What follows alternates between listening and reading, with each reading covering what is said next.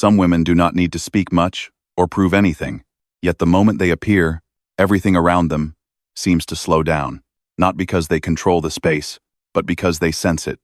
They see what has not yet been spoken, feel the faintest vibrations in the air, and know when to move closer and when to step back. Often, they themselves cannot name what this is. They only know that they can feel it. Carl Jung once said, "One does not become enlightened by imagining figures of light, but by making the darkness conscious." Spiritual strength, according to Jung, is not an escape from life, but the ability to go deep enough within so that the unconscious no longer drives one. And women who carry this kind of strength are rarely loud. They live very ordinary lives, yet inside them exists a steady inner axis that is not easily shaken. In today's video, I want to invite you to look back at 6 invisible signs that do not lie in surface-level behavior, but are hidden in the way you sense, withdraw, endure, let go, and remain present. And perhaps, by the time you reach the end, you will realize that what you once thought of as being too sensitive or hard to fit in is, in fact, your deepest source of strength. Sign 1. You can sense the atmosphere before anything is spoken. There are people who don't need words to understand truth. They read it in the atmosphere. Some women step into a room and, before they even sit down, already know something here is not right. No one raises their voice. There is no argument. People are still smiling, greeting each other, and exchanging polite and proper small talk. Yet inside you, there is a very clear sensation, as if the air has suddenly closed in, heavier, denser, making your chest feel slightly tight, almost short of breath. You cannot point to exactly what is wrong. You have no concrete evidence. And yet, you know. You know very clearly. You sense the awkwardness behind smiles that are just polite enough. You notice an unspoken tension hovering between 2 people sitting across from each other. You hear kind words, but you can feel a thick layer of defensiveness hidden underneath. And along with that, your body reacts before your mind does. You tire more quickly, become more alert, and feel an urge to withdraw sooner than you had planned. If you have experienced this many times, this is not being overly sensitive, as others often say. This is a very clear sign of a woman with high spiritual strength, the ability to perceive the emotional atmosphere before it is packaged into words. I want you to pause here for a moment. Think back. How many times have you walked away from a meeting and said to yourself, "I don't know why, but something feels off," only to have the truth surface days or weeks later? Exactly as your initial feeling suggested, a relationship cracks, a secret is revealed, a quiet betrayal comes to light, and when it happens, you are not surprised. You simply sigh and think, "I knew it." That feeling is rarely loud. It does not shout. It is just a very slight irregularity in your heartbeat, an unexplained fatigue, a desire to be silent. But precisely because it is so subtle, you often doubt it. You wonder whether you are imagining things, whether you are over-interpreting. And many times, you choose to ignore yourself to fit in with the general atmosphere. Carl Jung once wrote, "The psyche is not a machine that one can simply understand by logic alone." He did not view the human psyche as a system that operates purely on reason. For Jung, much of the truth is transmitted through unconscious signals, eye contact, tone of voice, rhythm, silence, and even what is left unsaid. This explains why some women, even without studying psychology or analyzing behavior, can still read a room, not because they have a vivid imagination, but because they possess a highly developed emotional function. Not impulsive emotionality, but the capacity to receive and process subtle signals that others unconsciously emit. You do not need someone to tell you they are uncomfortable. You sense it in the way they lean slightly away, in the pause between sentences, in eyes that do not quite meet yours. You do not need someone to confess that they are hiding something. The atmosphere has already spoken for them, and your body has already listened. I once spoke with a woman like this. She shared that every time her family gathered, everything appeared fine on the surface. No arguments, no raised voices, But one evening, the moment she walked in, she felt her heart sink. She did not understand why.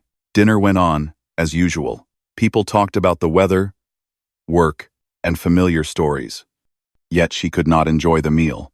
She felt weighed down. A few days later, a major family conflict erupted, related to a decision that had been secretly made beforehand. While everyone else was shocked, she was not. She simply realized that the feelings she had that night had never been wrong. Have you ever experienced this? Have you ever sat in a meeting where everyone nodded in agreement, yet you knew the project would run into trouble? Have you ever been in a relationship where everything looked by the book, but you constantly felt as though you were walking on thin ice?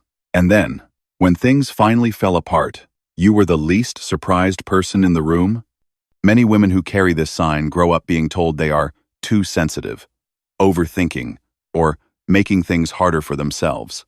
They learn to doubt their own intuition. They learn to smile when something feels wrong. They learn to stay when their body wants to leave. And that is what exhausts them. What you need to understand is this: the ability to sense the atmosphere is not a burden. It is a survival radar. It allows you to read what has not yet been spoken, so you are not pulled into emotionally dangerous situations. But a radar only has value if you trust it. Jung once said, "Your vision will become clear only when you look into your own heart." When you learn to return to your sensations instead of rushing to explain or dismiss them, this ability becomes increasingly refined and accurate, not so that you can judge others, but so that you understand where you stand within the emotional current around you. So what should you do with this sign? First, trust your feelings without rushing to a conclusion. Sensing is not the same as judging. You do not need to label anyone as bad or fake. Simply acknowledging, "I don't feel safe here," is already enough. Second, allow yourself to withdraw when you are overwhelmed. You are not obligated to remain in every space. If a conversation drains you quickly, if a meeting keeps you on high alert, leaving early is not selfish. It is self-care. And finally, remember this: not everyone needs to understand this ability of yours. Some people will never perceive the emotional atmosphere that you do. That does not make them lesser, and it does not make you abnormal in a negative sense. It simply means you are operating on a deeper level of awareness. If you recognize yourself in these lines, if you have often known in advance that something would go wrong without being able to explain why, then pause for a moment and ask yourself, how many times have I ignored myself just to fit in with the collective mood? And how exhausted has that made me? This sensitivity is not a weakness. It is emotional intelligence honed through experience. It is the ability to perceive truth before it is spoken. And in a world where so many people rely only on words, your ability to hear what lies beyond language is a very clear expression of high spiritual strength. This is not a sign meant to make you closed off or suspicious of everyone. It is an invitation to live more honestly with your own sensations. Because when you honor that inner radar, you are not only protecting yourself, you are returning to your deepest, truest self. Sign 2. You continually experience hard to explain coincidences. Have you ever found yourself in this situation? You suddenly think of someone you have not contacted in a long time, and just a few minutes later, your phone unexpectedly vibrates with their message? Or when you are hesitating over an important decision, and at that exact moment, a sentence, an article, or a situation appears that fits your circumstances so precisely as if it were placed there just for you to see. Not loud, not dramatic, just strangely timely. Women who carry high spiritual strength often live with moments like these. They do not happen every day, but they occur frequently enough that you cannot completely dismiss them as pure coincidence. And the feeling that accompanies them is usually very distinct, both surprising and familiar at the same time, as if a deeper part of you already knew, long before you were able to put it into words. You may be someone who often has dreams with clear content, not fragmented, not meaningless. Each image, each detail leaves an aftertaste, as if the dream did not come merely to pass by, but to tell you something. You may frequently encounter familiar numbers, recurring symbols that show up precisely during periods when you feel confused. You may also have many moments of very strong intuition, yet when someone asks, "Why do you think that?" you find yourself unable to provide a logical explanation that feels sufficient. And what makes this most uncomfortable for you is not the phenomenon itself, but the reactions of the people around you. They laugh. They tell you that you are over-interpreting.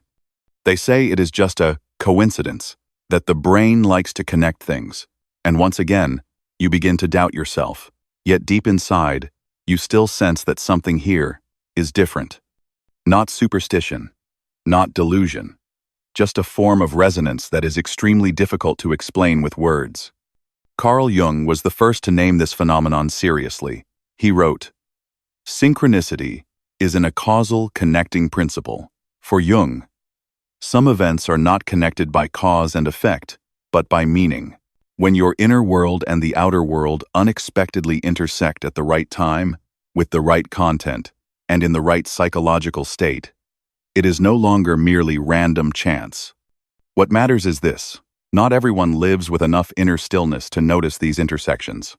Women with high spiritual strength often have rich inner lives, quiet enough to tune in, not because they are more special than others, but because they deny their own perceptions less often. You may notice something very interesting. These coincidences often appear when you are standing at a crossroads, when you are about to let go of a relationship, when you are torn between staying and leaving, when you are living out of alignment with yourself. At those moments, life seems to begin sending you continuous mirrors from many different directions. I once heard a woman share that before she decided to end a relationship that had lasted many years, she kept encountering sentences that perfectly matched her inner state. A book, randomly opened, to the exact page. A stranger spoke words that mirrored her feelings in a brief conversation. An old song suddenly played, its lyrics sounding as though they had been written for her own story. Nothing overtly mystical, yet too much to be dismissed as a coincidence. Have you experienced this too? When you are on the verge of leaving but lack the courage, and life keeps reminding you of the truth you are trying to avoid? When you try to convince yourself that everything is fine, but the external signs continue to repeat a very different message? Jung believed that synchronicity is not a miracle, but the result of resonance. When an unconscious content within you becomes strong enough, it will meet a corresponding image or event outside of you, not to control you, but to make that inner content clearer. This explains why the emotion that accompanies these coincidences is not excitement, but a very quiet sense of confirmation. You do not jump for joy. You simply exhale and think, "So, I wasn't making that up."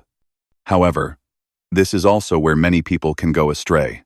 Having strong intuition does not mean surrendering your life entirely to signs. Jung warned that without discernment, people can easily fall into illusion. Synchronicity does not come to hand the steering wheel of your life over to external signals. It comes to invite dialogue, not to issue commands. That is why this sign of high spiritual strength always comes with a requirement for maturity. You know how to listen, and you also know when to pause. You acknowledge coincidences, but you do not rush to interpret them in ways that serve your fear or your ego. You check against reality. You set boundaries. Some women see a sign and immediately chase it at all costs, ignoring very clear warnings in real life. That is no longer intuition. It is avoidance of responsibility. True intuition never asks you to sacrifice your safety, your dignity, or your boundaries. Carl Jung once wrote, "The pendulum of the mind oscillates between sense and nonsense, not between right and wrong. Wisdom lies not in believing or disbelieving, but in maintaining balance between listening and verifying." Women with high spiritual strength are rarely impulsive. They observe. They notice patterns. They feel, and then they cross-check. Have you noticed that true coincidences rarely pressure you? They do not shout. They do not threaten. They simply appear at the moment you are ready enough to see them. And if you are not yet ready, they will repeat themselves, in another form, within another context. Ask yourself one very important question. When these signs appear, what is your dominant emotion? calm or panic, clarity or confusion. Genuine intuition usually comes with stillness. Illusion often comes with urgency. The gentle response to this sign is not denial, but selective acknowledgement. You can begin by recording what you notice. Write down your dreams, repeated events, the feelings that arise alongside them. Do not analyze immediately. Simply observe. Over time, you will begin to see which patterns are real and which are merely random coincidences without lasting meaning. Alongside this, always keep one foundational question in mind. Does this help me live more honestly with myself? If the answer is yes, take one small step forward. If the answer is unclear, wait. Intuition never disappears just because you do not act immediately. Finally, I want you to remember something essential. Intuition is a compass, not a blind steering wheel. It points. It does not pull. It reminds. It does not force. And when you learn to work with it maturely, you will realize that these hard-to-explain coincidences are not meant to make you feel special, but to help you live more truthfully, more deeply, and more authentically. If you often feel that life is speaking to you, if you notice encounters, words, and images appearing exactly when you need them most, then you may carry the second sign of high spiritual strength. Quiet, unshowy, just a silent dialogue between your inner world and the world outside. And the final question I want to leave you with is this. How many times have you heard that dialogue, yet pretended not to hear it at all? Sign 3. You need to be alone to live true. Have you ever experienced a state like this after a party? Take a moment to listen, to let yourself soften, and to feel as the emotions return. You've just come home from a gathering. Nothing bad happened. No one upset you. There was no conflict, no hurtful words, no clearly awkward moment. Everything went fine, but when the door closes behind you, you set your bag down, sit quietly for a moment, and realize that you are completely exhausted. Not physical fatigue, but a deep depletion of energy that is very hard to name. You don't want to talk to anyone anymore. You don't want to reply to messages. You don't want to explain anything. You just want silence. You want to be alone, not to escape the world, but to breathe again, as if only when no one else is around can you return to your own rhythm. If you have experienced this feeling many times, it is not a sign of coldness or distance, as others often assume. It is one of the clearest invisible signs of a woman with high spiritual strength. You need the right kind of solitude to live true to yourself. Many people do not understand this. They look at you and see that you are rarely enthusiastic about large social gatherings. You dislike small talk. You can communicate well, even very sensitively, but only for a certain amount of time. After that, you need to withdraw. And when you do, others begin to interpret it in their own way. You are hard to approach. You are closed off. You are not sociable. But only you know the truth. It's not that you dislike people. You simply cannot endure prolonged emotional noise. You cannot tolerate constantly adjusting your energy to match the collective rhythm. Conversations that go nowhere, repetitive pleasantries, familiar social roles, all of it wears you down faster than you realize. Have you noticed? When you talk for too long, your head begins to feel heavy. When you are in a crowded space, you slowly retreat inward. Not because you have nothing to say, but because you are taking in too much. Too many eyes, too many voices, too many layers of interwoven emotion that others barely notice. But you do. And then, the one thing that truly restores you is not going out to have fun, not adding another social event, but a few hours alone, a quiet evening, a room where no one asks anything of you, a space where you don't have to be anyone at all. Carl Jung once wrote, "Loneliness does not come from having no people around, but from being unable to communicate the things that seem important to oneself." For women with deep, inner lives, exhaustion does not come from being alone. It comes from spending too long in spaces where they cannot live in alignment with their depth. Jung described this need as an essential part of the process of individuation.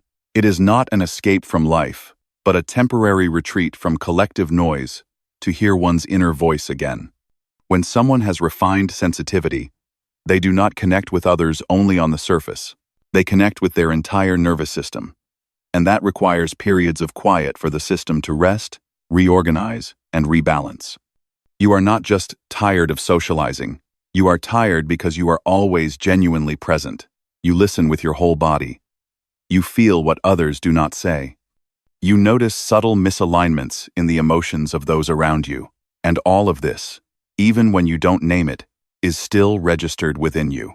I once heard a woman say this: "I can be out all day, talking to so many people, but only when I come home and close the door do I feel like I'm truly alive."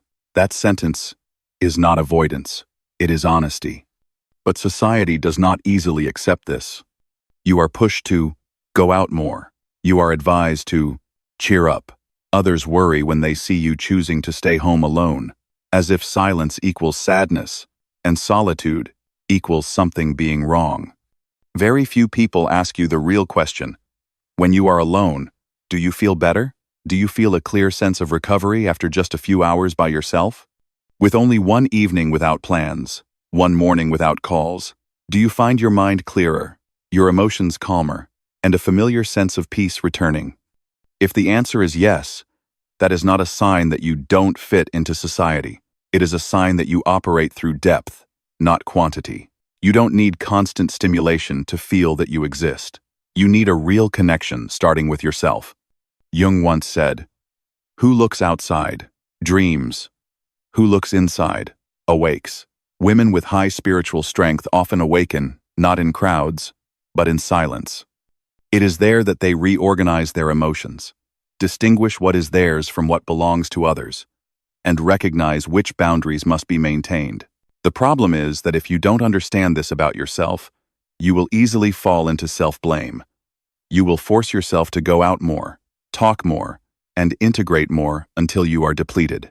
You will apologize for your need to be alone, as if it were a flaw that needs fixing.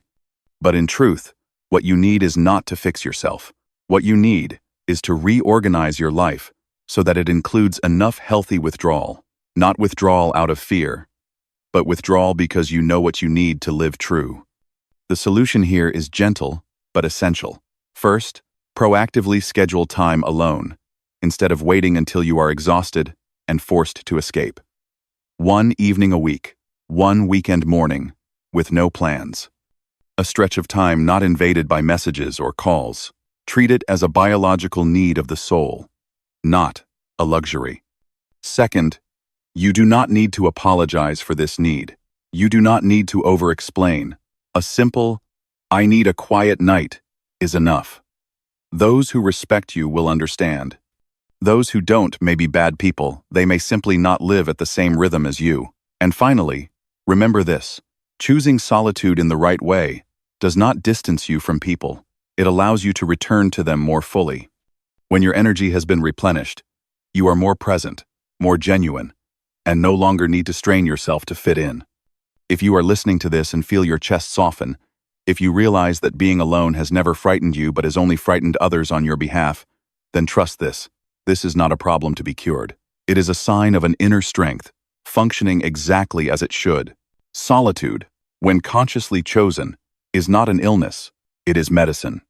And for women with high spiritual strength, it is the place they return to live true before stepping back into the world once again, steadier, clearer, and without having to lose themselves to belong to anyone. If you have made it this far, I want to pause for a moment to say thank you. Not everyone has the patience to listen to something this deep, and the fact that you are still here shows that you are genuinely in dialogue with yourself.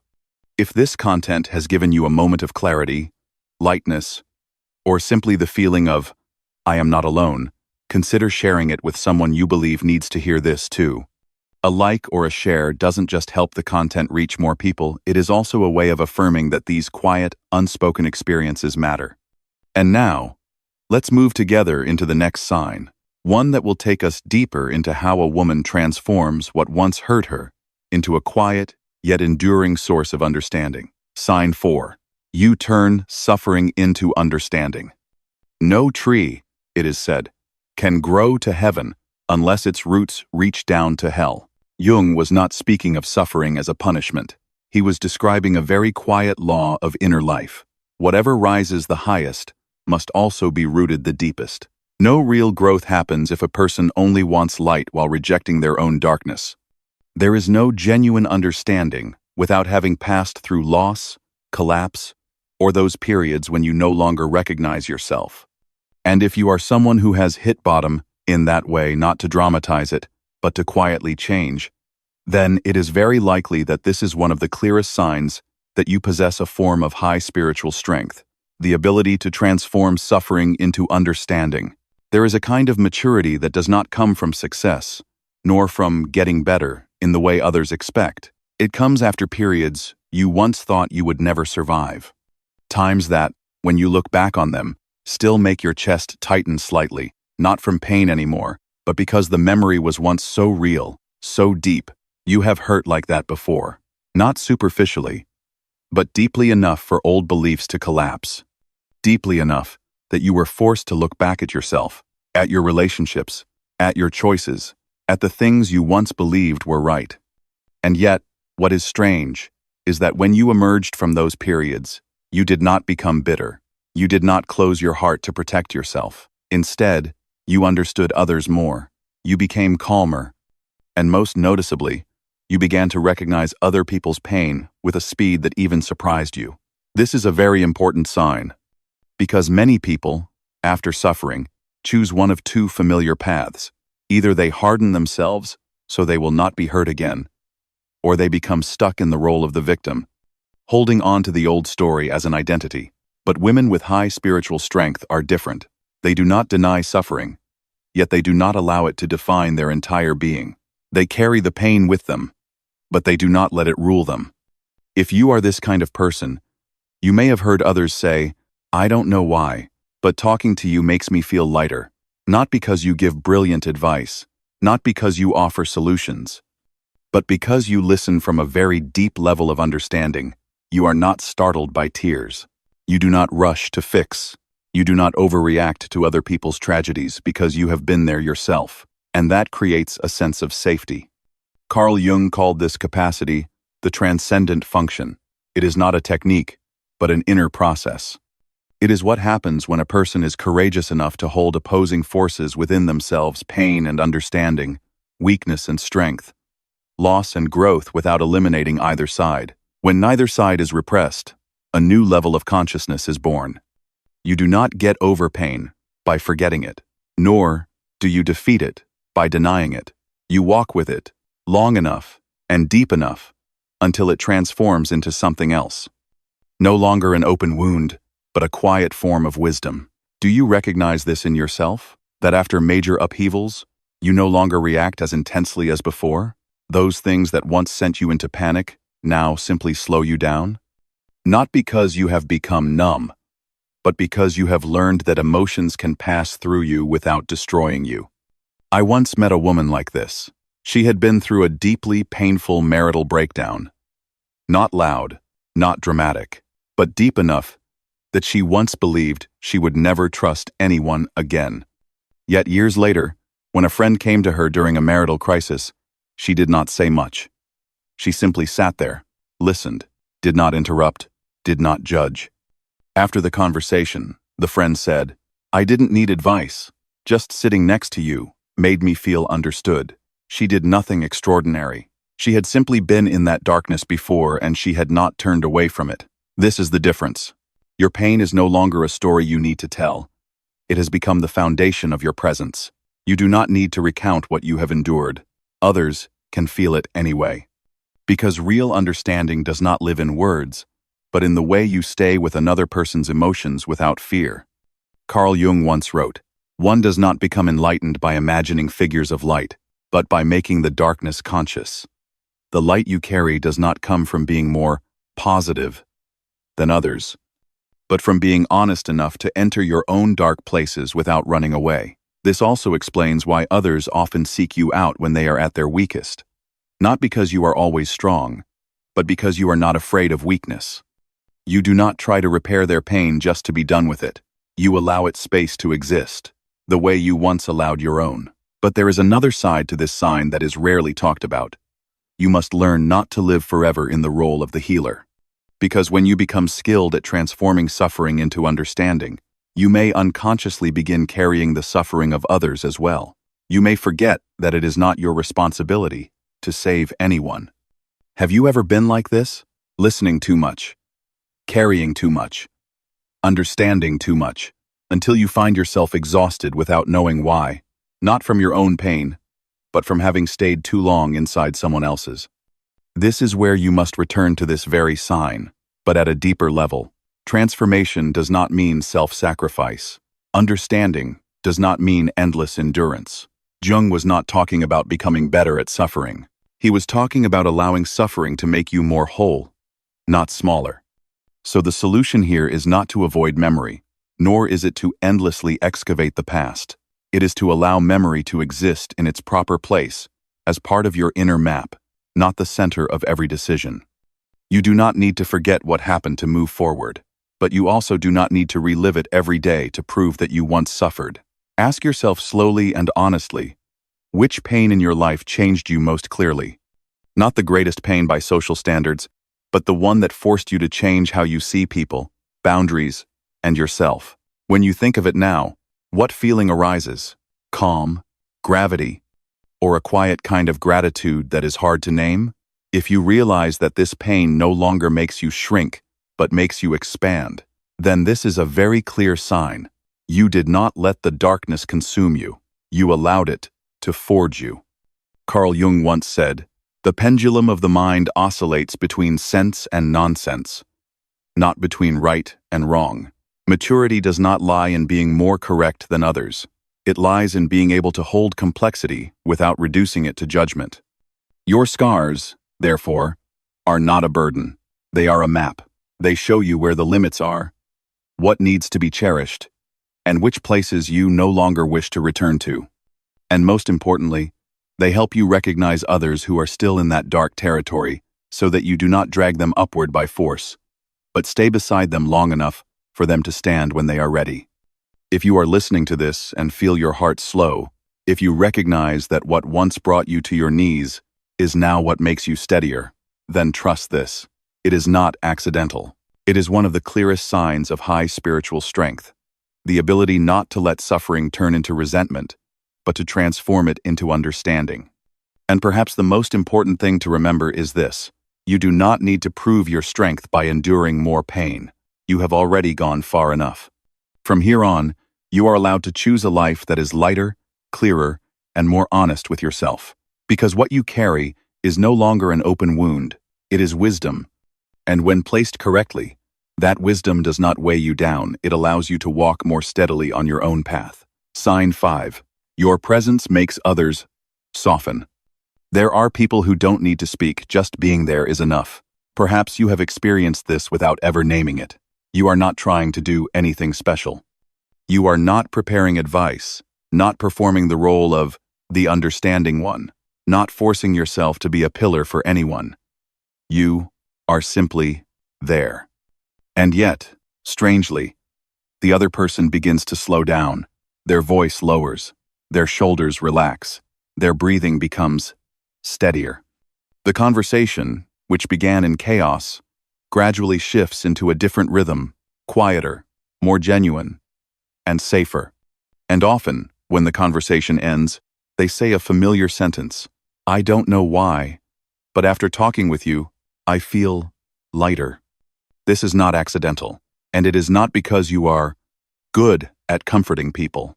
In fact, many women who carry this sign do not talk much at all. You listen more than you speak. And when you do speak, you do not rush to fill the silence. You allow quiet to exist. You do not interrupt.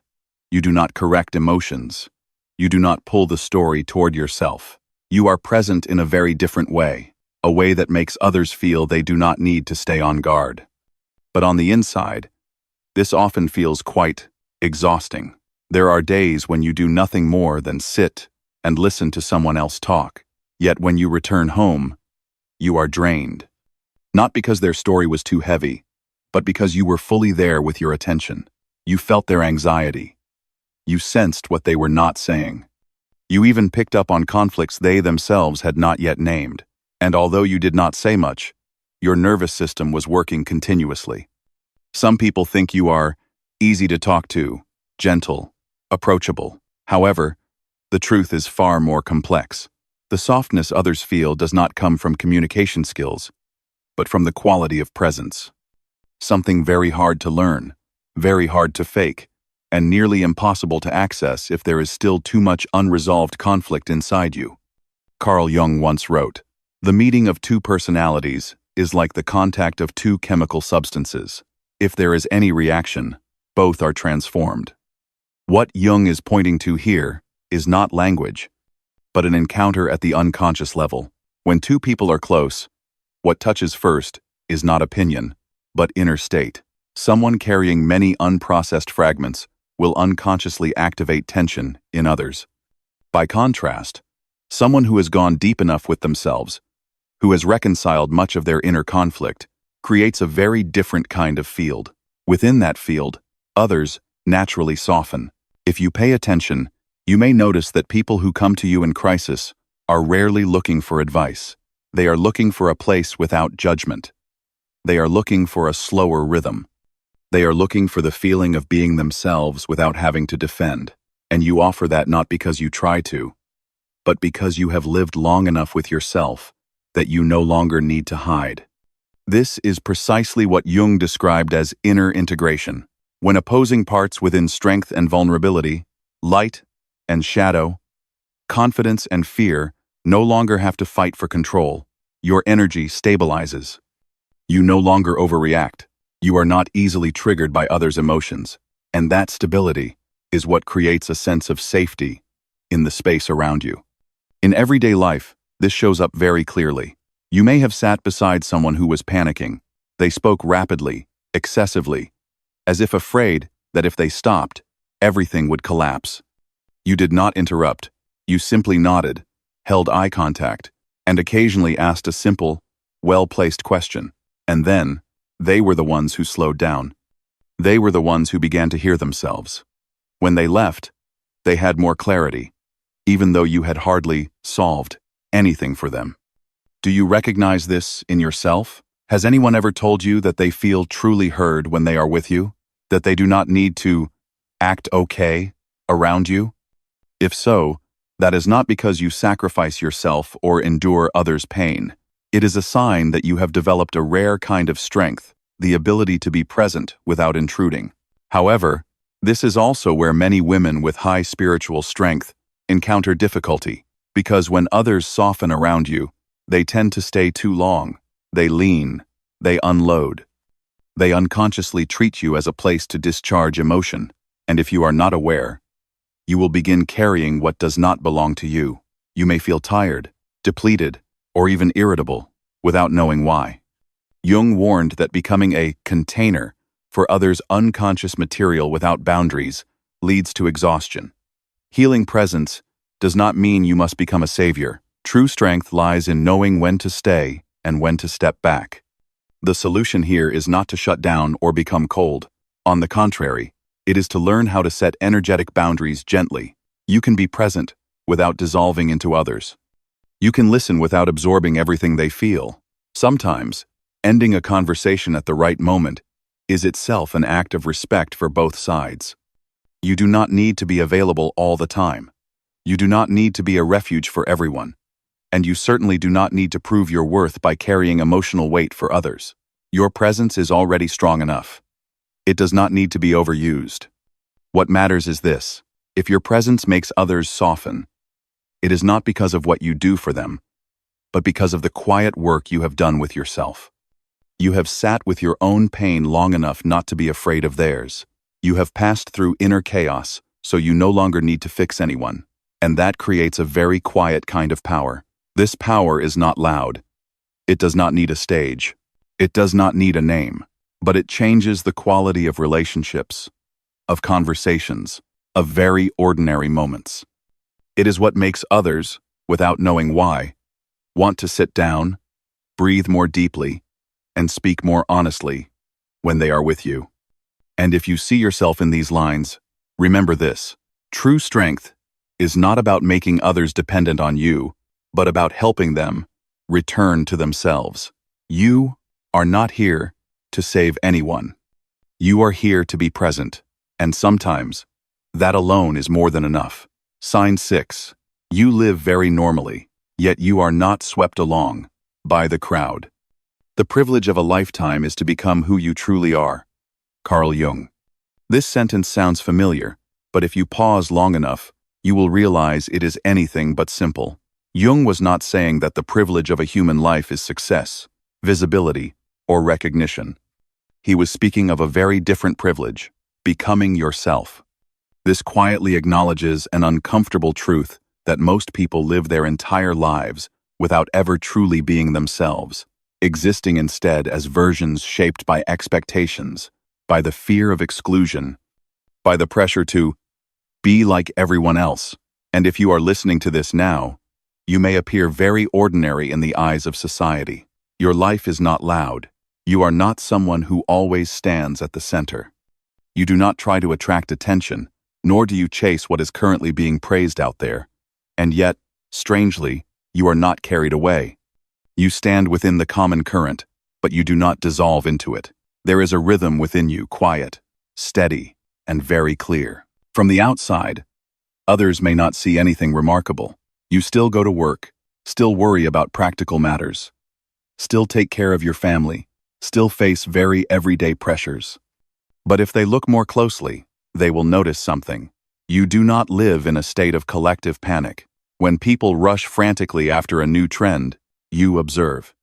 When others grow anxious about falling behind, you slow down. When the crowd insists that this is how it must be, you fall silent and ask yourself, is this truly right for me? This feeling is not always comfortable. There are moments when you sense that you are slightly out of sync, not exactly lonely, but different. You are not excited by comparison. You do not feel the need to prove that you are living well or by the standard. And sometimes, it is precisely this non-participation that causes you to be misunderstood as cold, unambitious, or unsociable. But if you are honest with yourself, you know that inside you is not empty at all. On the contrary, you are very clear. Be clear about what you want. Be clear about what you do not want. Be clear about which rhythms of life exhaust you and which ones allow you to breathe. You may not say much, but you rarely betray your own feelings just to fit in. Carl Jung called this center the self, not the loud ego that constantly needs to be seen, but the quiet axis within, where you know who you are even when no one is watching. Jung wrote that people lose themselves not because they are weak, but because they are too afraid of being separated from the collective. And because of that fear, they accept living by choices that are not truly theirs. If you carry this sign, you will see one thing very clearly. You do not fight the crowd, but you also do not let the crowd decide for you. When a value no longer fits, you quietly step back. When a path is glorified but makes you uneasy, you do not step onto it, even if you are labeled hard to understand. You do not need to go against the flow. You only need to go right. This shows up clearly in very small choices. It may be in how you spend money. You do not chase things to prove status. It may be in how you work. Indiscreted and danid. You do not trade your entire inner life to climb one step faster on the outside. It may be in how you raise children, love someone, or build a simple life that is not empty. Many people assume that high spiritual strength must come with special expressions, enlightenment, mysticism, withdrawal from everyday life. But Jung saw the opposite. He believed that true maturity does not remove you from life, but allows you to live within it without losing your inner axis. Have you ever felt that you live very normally, yet are not driven by the invisible races around you? Have you listened to others speak of the fear of not keeping up, while you yourself feel fine moving slowly? Not because you are lazy, but because you no longer believe that faster always means better? If so, that is not indifference. It is the sign of an inner core that is strong enough not to borrow direction from others. You do not need to constantly check where you stand on the social map. You measure your life by an inner sense. Am I still being honest with myself? Am I living in a rhythm that makes me contract or expand? Of course, living this way is not always easy. There will be periods when you are doubted, pressured, and advise to change to fit better. And if you are not grounded enough, you may wonder whether you are missing out on something. But each time you try to chase a rhythm that is not yours, you feel tired again. Not physical fatigue, but exhaustion at a deeper level, where you know you are moving away from yourself. The solution here is not withdrawing from society, but living aligned with your axis. You can participate without losing yourself. You can integrate without dissolving. You do not need to shrink yourself to be accepted in places that are not meant for you. Jung emphasized that the process of individuation does not make a person superior.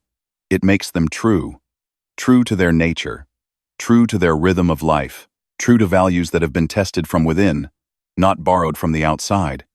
And if you look back at the entire journey of these 6 signs, you may realize something very important. High spiritual strength does not make you better than anyone else. It does not place you above others. It simply helps you not lose yourself amid the noise. You still live very normally, but you are no longer pulled by things that do not belong to you. You do not need to run away from the crowd, because you no longer need the crowd to confirm who you are. And that, according to Jung, is the deepest foundation of a meaningful life. If you recognize yourself in this sign, trust that you are not lost. You are simply walking a path that fewer people choose, the path back to yourself. And sometimes, that is the quietest journey, but also the most solid one a human being can take. The 6 signs we have just explored may close one chapter of recognition, but seen more broadly, they are only the first doorway. Because when a woman begins to live in alignment with her intuition, her depth, and her true self, inner movements continue to unfold in even subtler ways. There are signs that no longer lie in sensing, but in how you stand within life itself. And right after this, we will move into those next signs. Signs for those who have gone deep enough to no longer need to prove anything, yet begin to live with remarkable clarity. You no longer want to win in relationships. There is a shift that is very hard to name, but if you have lived through it, you recognize it immediately. It is the moment when you no longer feel pleasure in being right, no longer feel relief when someone else is wrong, and no longer want to win in conversations that once made you tense. Not because you lack arguments, not because you are not sharp enough, but because, at a deeper level, you have begun to see the very real cost of winning through the ego. Before, you may have been someone who reacted quickly. When someone misunderstood you, you wanted to explain immediately. When someone said something incorrectly, you wanted to correct it. When a debate broke out, there was an inner surge pushing you to clarify, to draw lines, to prove your point. And the feeling after winning, even if it was only a verbal win, sometimes brought a brief sense of satisfaction.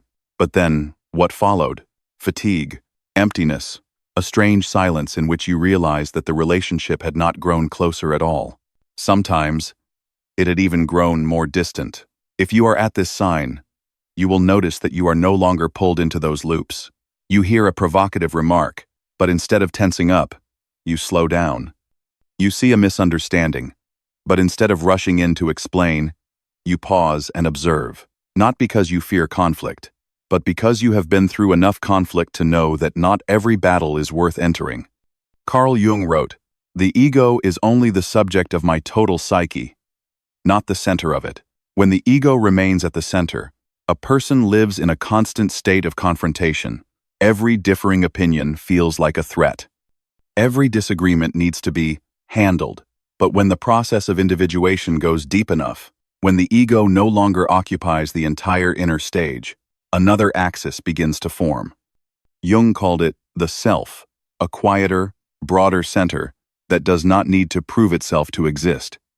And when that axis begins to operate, something very strange happens. You no longer need to defeat others to feel valuable. You no longer need to correct someone to feel smarter. You no longer need to react to feel respected, because your worth is no longer rooted in comparison.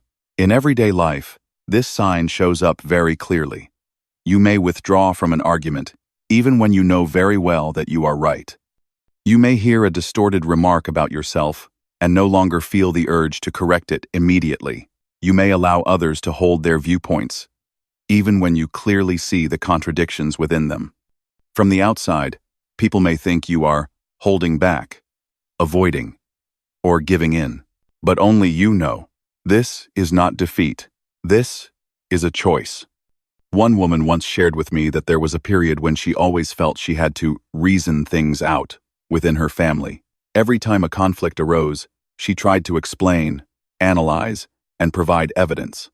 She was right many times, and she was exhausted many times. Until one day, in a familiar argument, she suddenly fell silent, not because she had nothing left to say, but because in that moment, she realized that even if she were right one more time, no one was truly listening. And that was not her fault. She withdrew not so that others could win, but so that she would stop losing her energy in a meaningless loop. Do you recognize yourself somewhere in this story? Have you ever stopped in the middle of an argument and asked yourself, am I trying to protect the truth, or am I just protecting my ego? Have you ever chosen silence not because you lacked an answer, but because you could already see the outcome of that conversation? Jung said, "People do not become enlightened by imagining figures of light, but by making the darkness conscious." One part of the shadow in each of us is the need to win, to be superior, to be recognized. When that part remains unseen, it subtly controls our reactions. But when you are honest enough to recognize it within yourself, you begin to have a choice, to continue feeding it, or to step into a different way of being present. And choosing not to win in relationships does not mean becoming passive or resigned. On the contrary, it requires a very different kind of strength, the strength to tolerate not being understood immediately, the strength to allow others to remain within their own worldview, the strength to refrain from reacting according to old instincts. This is the strength of someone who has begun to preserve their life energy. In practice, you will notice that you become very selective about which conversations are worth engaging in. You no longer argue just to argue. You no longer explain just to be acknowledged. You speak when it matters. You are silent when it is enough. And that silence is not empty. It has depth. It has intention. It is the result of many times you tried to speak, tried to explain, tried to fight, and learned what needed to be learned. You may have heard someone say, "You seem so gentle lately." But deep down, you know you are not gentler. You are simply clearer. Clearer about what truly matters. Clearer about which relationships still allow dialogue, and which have become nothing more than ego colliding with ego, and you no longer want to live inside those collisions. This is especially evident in women with high spiritual strength, because they have suffered enough to understand that not every battle is worth the cost. Not every truth needs to be spoken immediately. And not every silence is weakness. Sometimes, silence is the highest expression of self-mastery. But this sign also carries responsibility. When you no longer want to win, you must clearly distinguish between conscious withdrawal and avoidance driven by fear. Withdrawal from the self is accompanied by inner peace. Avoidance of the ego is often accompanied by frustration and suppression. If, after remaining silent, you feel lighter, more spacious, then it was the right choice. If you feel constricted and irritated, then there may still be something that needs to be examined. So ask yourself gently, when was the last time you did not react? Not because you were incapable, but because it no longer felt worth it. In that moment, what did you feel in your body? Lighter or heavier? Calm or compressed? The answer will reveal a great deal about where you are standing inwardly. When you live long enough from the axis of the self, you realize a very simple truth. There is no need to defeat anyone. Life is not an arena. And relationships are not places to prove your worth. Your value is already present even when you say nothing, even when you withdraw, even when others do not understand. And that is a very clear sign of mature spiritual strength, a strength that is not loud, not performative, not competitive, just steady enough not to lose yourself in battles that no longer belong to you. You can clearly sense when a cycle has ended. There is a very particular feeling that not everyone recognizes, and even fewer people are brave enough to trust. It is the moment when you know that something has ended, even though, on the surface, it still appears intact. There is no dramatic event, no arguments, No one has done anything wrong. Everything still seems fine by conventional standards, yet inside you, there is a very clear silence, as if a door had quietly closed long ago and no one had formally announced it. If you carry this sign, you will notice that it does not arrive loudly. It is not an intense emotion, not an explosive pain. It comes very quietly, a slightly cool stillness, a sense that you are no longer inside it. A relationship continues, but you can no longer touch it. A job is still done every day, but it no longer feels alive. A role you once identified with now functions only as an automatic habit. What is strange is that when you speak this truth, many people do not understand. They ask you, "But nothing is wrong, is it? Everything is still fine. Why leave when there's no problem?" And you do not quite know how to answer, because it is true there is no obvious problem yet. It is simply that, inside you, a psychological cycle has already closed. Carl Jung wrote, "Every form of addiction is bad, no matter whether the narcotic be alcohol or morphine or idealism. There are things we cling to, not because they are still alive, but because they once had meaning, and when a person has not yet matured inwardly, they are deeply afraid of endings. They need a reason that is big enough, painful enough, and reasonable enough to leave." But people with high spiritual strength are different. They are sensitive to subtle psychological transitions. They can hear a very small, inner whisper. It is time. You do not wait until everything collapses. You do not wait until your heart turns bitter. You do not wait until affection becomes resentment. You sense the ending, while you are still kind inside. And that is precisely what makes your decision both light and difficult. Light for you, but difficult for others to understand.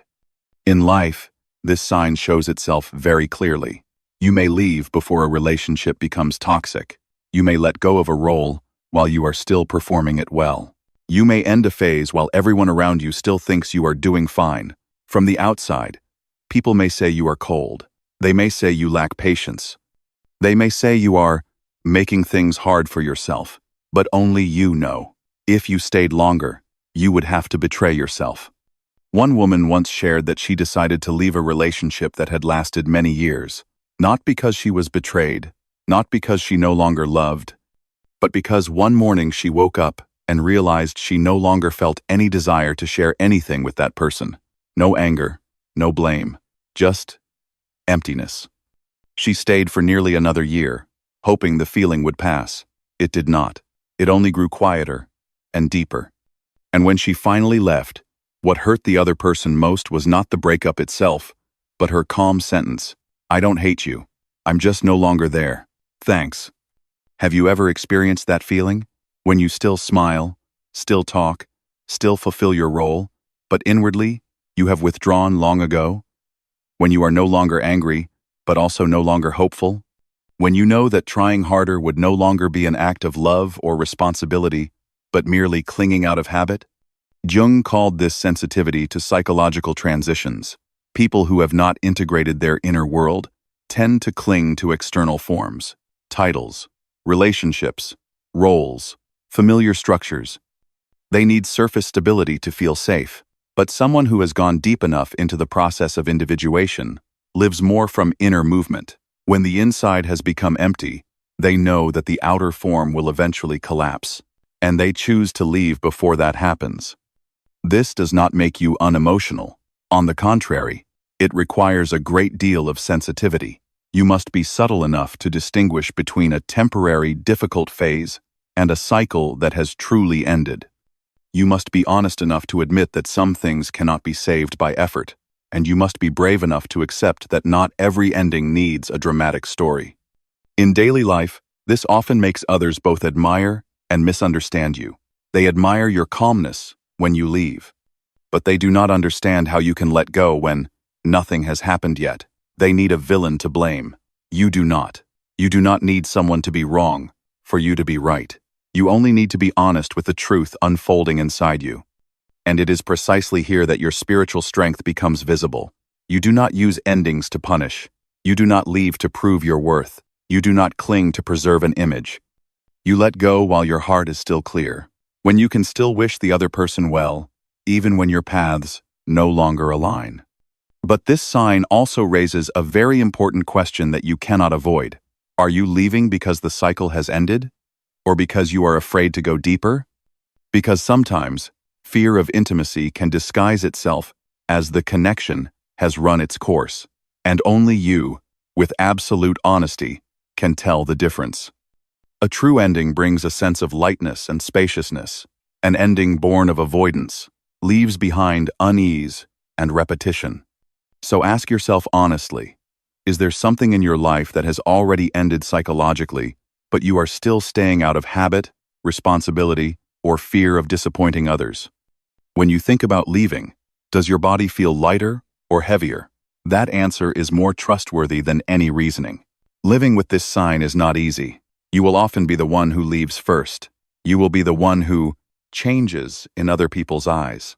You will be the one who does not go all the way to collapse, but also refuses false happiness.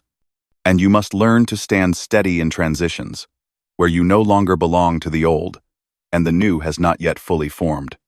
Yet it is precisely in those spaces that your spiritual strength is refined. You learn to trust your inner rhythm more than external noise. You learn how to end without destroying. You learn how to let go without closing your heart, and you come to understand that some cycles do not need to be prolonged to prove anything. They only need to be closed at the right time, with respect for what once lived. If you recognize yourself in this sign, know that you are neither careless nor heartless. You are simply living very truthfully with your deepest inner movements.